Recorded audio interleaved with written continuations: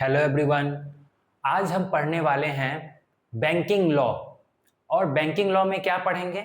Banking law में हम पढ़ेंगे रिजर्व बैंक ऑफ इंडिया के बारे में, जो कि एक बहुत ही इम्पॉर्टेंट टॉपिक है हमारे लिए। जब भी हम बैंकिंग लॉ में पढ़ते हैं तो रिजर्व बैंक ऑफ इंडिया के कंपोजिशन और फंक्शन दोनों के बारे में अक्सर हमें पूछा जाता है। ठीक है, तो आज हम उस पर फोकस करेंगे और जानेंगे कि रिजर्व बैंक ऑफ इंडिया के बारे में कि वो कैसे काम करता है और क्या-क्या उसका रोल है। Hello everyone, this is Rahul Raj और आप सभी का एक बार फिर से स्वागत है लीगल राहुल में, जहां पर कि मैं लॉ से जुड़े हुए तमाम टॉपिक्स को बहुत ही सिंप्लीफाइड वे में समझाने की कोशिश करता हूं। तो आइए शुरू करते हैं।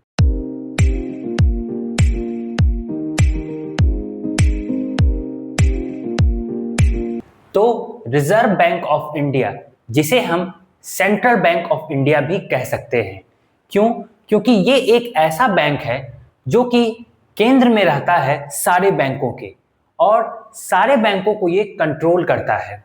सारे बैंकों को इसका ऑर्डर मानना पड़ता है और साथ ही साथ जितने भी मॉनेटरी सिस्टम्स हैं और जितनी भी इकोनॉमी है हमारे देश की, वो सबको आरबीआई ही गवर्न करता है और रेगुलेट करता है।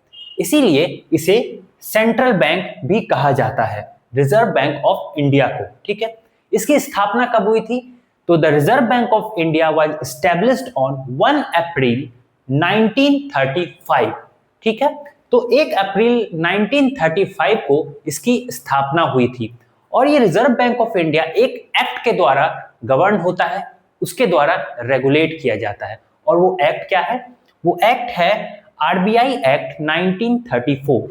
इसी एक्ट में जो है आरबीआई का total functions, total rules and regulations, ये किस प्रकार से काम करेगी, ये सब कुछ इसी एक्ट में दिया हुआ है, जिसे हम आरबीआई एक्ट 1934 भी कहते हैं। ठीक है, देखिए, तो एक जो गवर्निंग बॉडी होती है आरबीआई, वो अकेले ही पूरे देश में को गवर्न या फिर कंट्रोल नहीं कर सकती है। इसके लिए उसके पास दो मैनेजमेंट बॉडीज होती हैं। ठीक है, वो मैनेज किया जाता है दो गवर्निंग बॉडी के द्वारा, सेंट्रल बोर्ड और लोकल बोर्ड। ठीक है, तो ये दोनों बॉडीज जो हैं वो आरबीआई की दो बहुत ही इंपॉर्टेंट बॉडीज है ऑल ओवर इंडिया, जो कि आरबीआई के फंक्शंस को स्मूथली चलने में मदद करती है, central board and local board. अब सबसे पहले हम लोग समझेंगे सेंट्रल बोर्ड के बारे में। ठीक है, तो आरबीआई का जैसा हमने समझा, दो बोर्ड्स के द्वारा वो मैनेज किया जाता है। सबसे पहले सेंट्रल बोर्ड। ठीक है, तो सेंट्रल बोर्ड के जो भी मेंबर्स हैं वो कुछ इस प्रकार हैं। सेंट्रल बोर्ड में एक गवर्नर ऐप होता है, 4 डेप्यूटी गवर्नर्स होते हैं और 10 डायरेक्टर्स होते हैं। ठीक है, कौन कौन?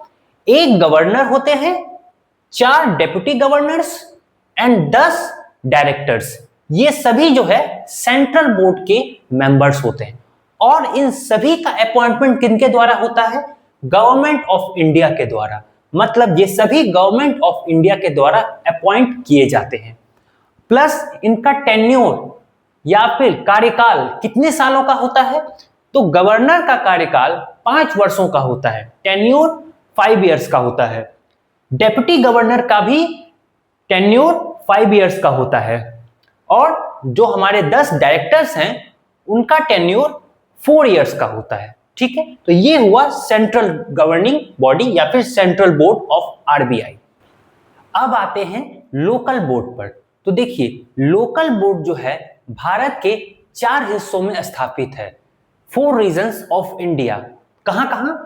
Mumbai, Kolkata, Chennai and new Delhi. ठीक है, तो ये 4 रीजन्स में लोकल बोर्ड ऑफ आरबीआई स्थापित किए गए हैं और ये सभी रीजन्स के सभी बोर्ड्स में 5-5 मेंबर्स होते हैं। इनका काम क्या होता है?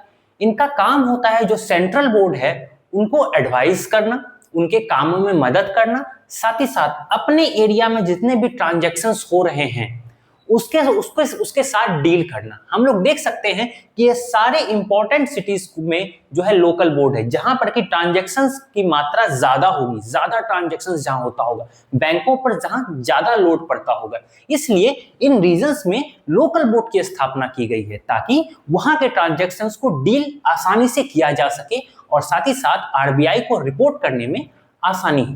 तो अब हम लोग देखते हैं रिजर्व बैंक ऑफ इंडिया का प्राइमरी फंक्शन क्या क्या है। ठीक है, तो हमने ये तो जान लिया कि सेंट्रल बोर्ड होता है, लोकल बोर्ड होता है, लेकिन भाई साहब उसका फंक्शन क्या है?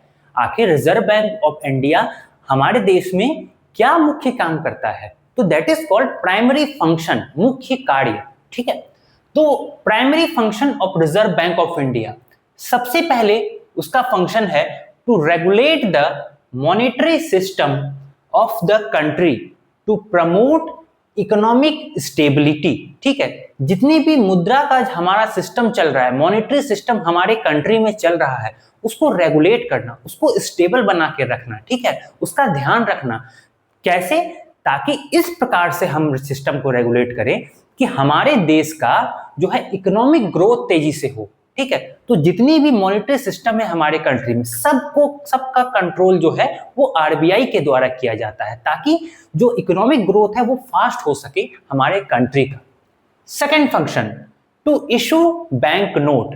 हम सभी जानते हैं कि हमारे बैंक नोट पर जो है वो रिजर्व बैंक ऑफ इंडिया के गवर्नर का हस्ताक्षर रहता है, signature of reserve bank of India के गवर्नर का रहता है। ठीक है, तो वो बैंक नोट इशू करने का जो कार्य है वो क्या है? वो रिजर्व बैंक ऑफ इंडिया के द्वारा किया जाता है। लेकिन इसमें ध्यान देने वाली बात एक है कि रिजर्व बैंक ऑफ इंडिया सिर्फ बैंक नोट ही इशू करते हैं। जितने भी कॉइन्स हैं, ठीक है, 1 रुपए के, 5 रुपए के, 10 रुपए के, अब तो 20 रुपए के भी कॉइन्स आने लगे हैं, तो वो इशू करने का जिम्मेदारी जो है गवर्नमेंट ऑफ इंडिया के हाथ में होती है। तो coins is issued by government of India, whereas bank note is issued by RBI, reserve bank of India. ठीक है, ये ध्यान में रखने वाली बात है। आइए अब देखते हैं उसके आगे के functions. To operate credit system of the country, जितनी भी क्रेडिट सिस्टम्स चल रहे हैं हमारे बैंक में, हमारे फाइनेंस डिपार्टमेंट है में, सबको ऑपरेट जो है आरबीआई ही करती है। ठीक है, उसके बाद to maintain price stability with objective of growth. ठीक है, तो यहां हम देख पा रहे हैं कि सब चीज का जो है ऑब्जेक्टिव ग्रोथ है, इकोनॉमिक ग्रोथ है। तो आरबीआई हर तरह से इकोनॉमिक ग्रोथ को कंट्रोल करती है, चाहे वो प्राइस स्टेबिलिटी के द्वारा हो, फाइनेंशियल स्टेबिलिटी के द्वारा हो, बैंक नोट इशू करके हो, या मॉनेटरी सिस्टम को कंट्रोल करके हो। तो इसका मेन फंक्शन ही ये सब है, जिससे कि ये प्राइस स्टेबिलिटी को मेंटेन रख सके और इकोनॉमिक ग्रोथ को एक्सेलरेट किया जा सके। ठीक है, अब इन प्राइमरी फंक्शंस के अलावा इसके कुछ बैंकिंग फंक्शंस भी हैं। रिजर्व बैंक ऑफ इंडिया के कुछ बैंकिंग फंक्शंस भी हैं। पहला बैंकिंग फंक्शंस तो वही है मोनोपोली ऑफ नोट इशू, मतलब जितना भी नोट इशू होता है, बैंक नोट इशू होता है, उसमें इसी की मोनोपोली चलती है, यही बैंक नोट इशू करता है। लेकिन ये बैंक नोट इशू ऐसे नहीं होता है, इसमें एक सिस्टम फॉलो किया जाता है। ठीक है, और वो होता है मिनिमम रिजर्व सिस्टम। ठीक है, अब ये मिनिमम रिजर्व सिस्टम क्या है? इसमें बैंक क्या करती है, अपने पास कोई भी सिक्योरिटी डिपॉजिट रखती है, गोल्ड या फिर किसी भी तरीके का सिक्योरिटी डिपॉजिट जो कि गोल्ड के इक्विवेलेंट हो। ठीक है, जितना आपने गोल्ड रखा उसी हिसाब से उतने ही अमाउंट के नोट छापे जाते हैं। ठीक है, मान लेते हैं आपने 10 लाख का गोल्ड रखा, तो 10 लाख में जितने नोट छपेंगे उतना ही नोट छापा जाता है। ठीक है, इसको कहते हैं मिनिमम रिजर्व सिस्टम। इसी हिसाब से हमारे देश में नोट छापा जाता है। ठीक है, उसके अलावा क्या होता है, ये बैंकर टू द गवर्नमेंट का भी काम करती है। मतलब जिस प्रकार से हमें किसी भी नोट की आवश्यकता पड़ती है, कोई भी अमाउंट की आवश्यकता पड़ती है, पैसे की आवश्यकता पड़ती है, तो हम बैंक के पास जाते हैं। उसी प्रकार से अगर सरकार को भी कोई भी रकम की आवश्यकता पड़ती है या फिर बैंकिंग में कोई भी सजेशन की आवश्यकता पड़ती है, तो वो रिजर्व बैंक ऑफ इंडिया के पास जाती है। इसीलिए इसको गवर्नमेंट का बैंक भी कहा जाता है। ठीक है, और अंत में हम देखते हैं कि रिजर्व बैंक ऑफ इंडिया को बैंकर्स बैंक भी कहा जाता है। जिस प्रकार से हमें किसी भी आर्थिक सहायता की आवश्यकता पड़ती है तो हम बैंक के पास जाते हैं, चाहे हमें अपने पैसे जमा करने जाना पड़े, इंटरेस्ट लेने जाना पड़े या किसी भी अन्य प्रकार के फाइनेंशियल हेल्प के लिए जाना पड़े। उसी प्रकार के जितने भी सारे बैंक्स हैं, ठीक है ना, there are many banks in India, ठीक है, एक ही बैंक तो नहीं है, लेकिन सारे के सारे बैंक जो हैं वो आरबीआई को रिपोर्ट करते हैं, ठीक है। और जितने भी सारे बैंक्स हैं उन्हें जब आवश्यकता पड़ती है किसी भी फाइनेंशियल हेल्प की तो वो किसके पास जाएंगे? हमारे पास तो नहीं आएंगे, भाई साहब हमने तो आपको पैसा दिया है, आप हमारे पास घूम करके कैसे वापस आ सकते हैं? तो वो जाते हैं आरबीआई के पास, ठीक है। उन्हें कोई फाइनेंशियल हेल्प चाहिए, उन्हें लोन चाहिए, उन्हें कोई सिक्योरिटी मनी चाहिए या फिर कुछ और फाइनेंशियल मदद चाहिए तो वो जो है आरबीआई के पास जाते हैं, ठीक है। और आरबीआई ही उन्हें गाइडलाइंस देती है कि आपको बैंक अपना कैसे चलाना है, कितना अमाउंट आपको एज ए सिक्योरिटी मनी जमा रखना है अपने बैंक के खाते में, ठीक है। तो वो हर प्रकार की सहायता जो है बैंक को करती है ताकि वो अपने बिजनेस को बरकरार रख सके। कौन? बैंक, ठीक है। इसीलिए इसे बैंकर्स बैंक भी कहते हैं, मतलब कि बैंकों का बैंक, ठीक है। अगर आसान भाषा में हमें कहें तो उसे हर प्रकार की बैंकिंग सुविधाएं आरबीआई देती है। तो ये था हमारा आरबीआई पर एक छोटा सा वीडियो। मैं इसे कॉम्पैक्ट और छोटा रखने की कोशिश इसलिए किया हूं क्योंकि अगर आरबीआई पर मैं वीडियो बनाना चाहूं तो 10 वीडियो आरबीआई पर ही बन जाएगा, मगर हमें बैंकिंग लॉ में जितनी भी चीजें पढ़ने और समझने की आवश्यकता थी वो हमने इस वीडियो में समझा दिया। उम्मीद है आपको ये वीडियो पसंद आया हो, और अगर किसी भी तरीके से ये वीडियो आपको ज्ञान अर्जित करने में मदद करता है तो लाइक जरूर कीजिए और कमेंट कीजिए अगर किसी भी प्रकार का क्वेश्चन आपके सामने होता है, ठीक है।